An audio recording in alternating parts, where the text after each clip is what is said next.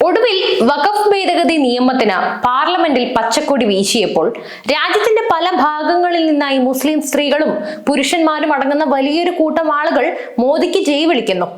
അതേസമയം അർദ്ധരാത്രി ഇതുപോലൊരു വിഷയത്തിന് വേണ്ടി സർക്കാർ സമയം കണ്ടെത്തുന്നതിൽ അല്ലെങ്കിൽ തുനിഞ്ഞിറങ്ങുന്നതിൽ ഇവിടെ ജനങ്ങൾ അസ്വസ്ഥരുമാകുന്നു.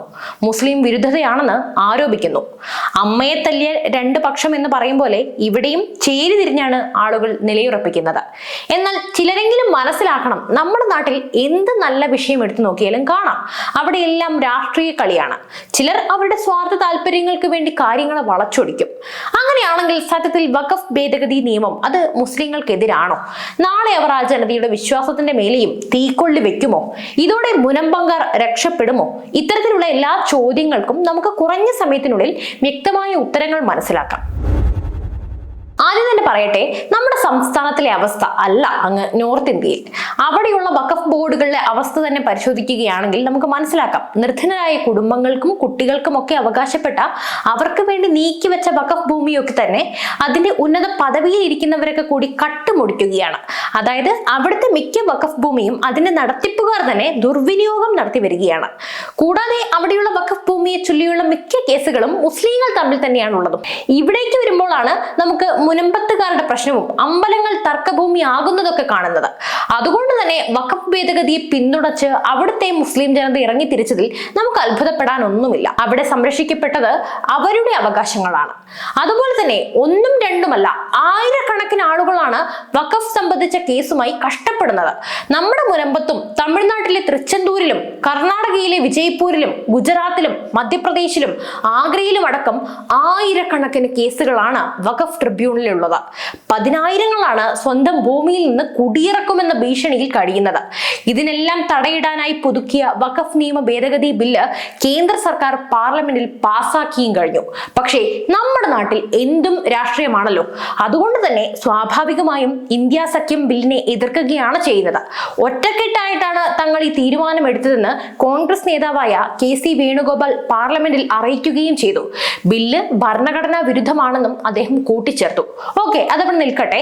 ഈ കോൺഗ്രസുകാർ ഇതുവരെ എന്തൊക്കെ ഒറ്റക്കെട്ടായി തീരുമാനമെടുത്തിട്ടുണ്ട്? വരാൻ പോകുന്ന തിരഞ്ഞെടുപ്പിൽ LDFനെ മറികടന്ന് അവർ ജയിച്ചു എന്ന് തന്നെ വെക്കട്ടെ.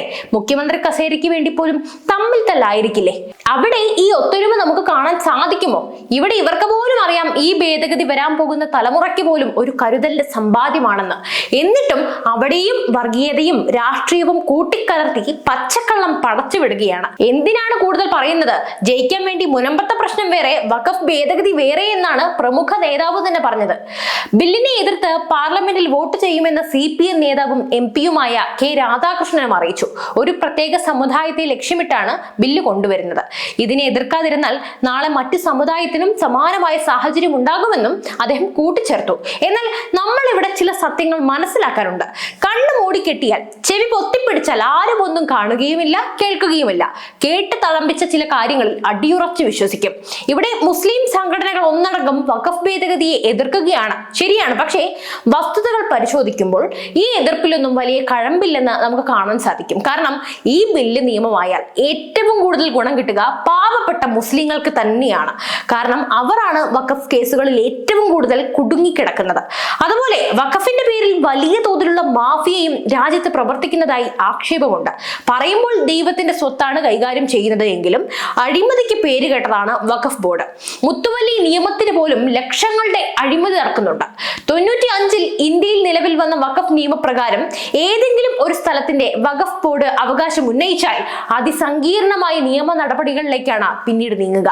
കോടതി ഇടപെടലുകൾ തക്ക സമയത്ത് ഉണ്ടായിട്ടില്ലെങ്കിൽ സ്ഥലം എന്നേക്കുമായി വഖഫ് ബോർഡിന്റേതായി മാറും. അതുകൊണ്ട് തന്നെ പ്രമുഖരുടെ ഭൂമിയൊക്കെ വഖഫ് സ്വത്താണെന്ന് പറഞ്ഞ് ഭീഷണിപ്പെടുത്തിക്കൊണ്ട് തൽപര കക്ഷികൾ പണം വാങ്ങി പ്രശ്നം സെറ്റിൽ ചെയ്യുന്ന രീതിയുമുണ്ട്.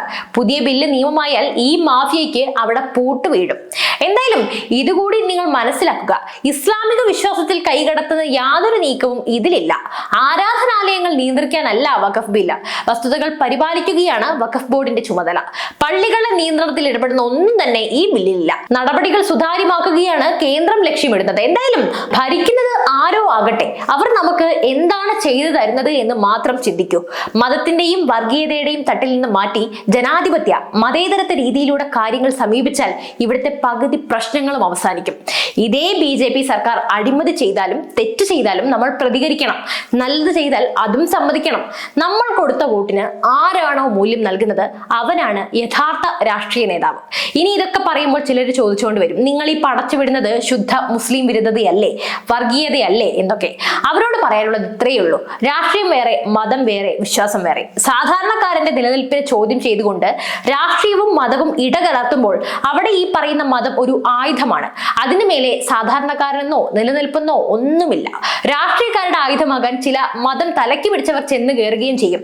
അങ്ങനെയുള്ളവർ ഒന്ന് ചിന്തിക്കൂ, നിങ്ങൾ ഒരായുസെടുത്ത് കെട്ടിപ്പൊക്കിയ സ്വപ്നങ്ങളൊക്കെ ചീട്ടുകെട്ടാരം പോലെ ഇടിഞ്ഞു വീഴുന്ന അവസ്ഥ. നിങ്ങളത് മതത്തിന്റെ കണ്ണിലൂടെ മാത്രം കാണാതെ മനുഷ്യനായി മാത്രം കാണും. അപ്പോൾ മനസ്സിലാകും ഞാൻ ഈ പറഞ്ഞതൊക്കെ. പിന്നെ ഇന്ന് കൂടുതൽ പേരും സത്യം വിളിച്ചു പറയുമ്പോൾ ഈ പറയുന്ന രാഷ്ട്രീയക്കാർ കാട്ടിക്കൂട്ടുന്ന ശുദ്ധ തട്ടിപ്പിനെ ചൂണ്ടിക്കാട്ടുമ്പോൾ അവിടെ പറയുന്ന ഒന്നാന്തരം അടവാണ്, നീ സംഖ്യയല്ലേ, നീ ഇതേ പറയൂ. ഇങ്ങനെ പറഞ്ഞു കഴിഞ്ഞാൽ അതോടെ അവർ പറഞ്ഞതും ചൂണ്ടിക്കാണിച്ചതും ഒക്കെ വെറുതെയായി. ആള് സംഖ്യ ആയല്ലോ, പിന്നെ പറയുന്നത് ഒന്നും നോക്കണ്ട, അത് കാര്യമാക്കണ്ട. ഇവിടെ എന്റെ വീഡിയോസിന്റെ അടിയിലും ഞാനത് കാണാറുണ്ട്, മറുപടി കൊടുക്കാറുമുണ്ട്. അവരോട് ഇത്രേ പറയാനുള്ളൂ, ഞാൻ ഇനിയും എനിക്ക് ശരി എന്ന് തോന്നുന്നതൊക്കെ പറയും. അത് കേട്ട് നിങ്ങൾ എന്നെ സംഖ്യയാക്കും എന്ന് പേടിച്ചിരിക്കാൻ വേറെ ആളെ നോക്കണം. സംഖ്യ ആയാൽ തന്നെ പേടിക്കാൻ എന്തിരിക്കുന്നു? BJP-ക്കാർ തെറ്റ് ചെയ്താലും കോൺഗ്രസ് ചെയ്താലും CPM ചെയ്താലും അങ്ങനെ ആരെ തെറ്റ് ചെയ്താലും ഞാൻ ഇവിടെ സംസാരിക്കും. ഞാൻ ജനങ്ങളുടെ പക്ഷത്താണ്. കണ്ണു മൂടിക്കെട്ടി ഇരുട്ടാക്കുന്നവർക്ക് അതാകാം. നിലവിൽ ഒരു പാർട്ടിയും എന്റെ തലയ്ക്ക് പിടിച്ചിട്ടില്ല. തെറ്റാര് ചെയ്താലും അത് തെറ്റുമാണ്. അപ്പോൾ ഞാൻ പറഞ്ഞത് നിങ്ങൾക്ക് മനസ്സിലായി എന്ന് കരുതുന്നു. പുതിയ വിഷയവുമായി വീണ്ടും എത്തും വരെ നന്ദി.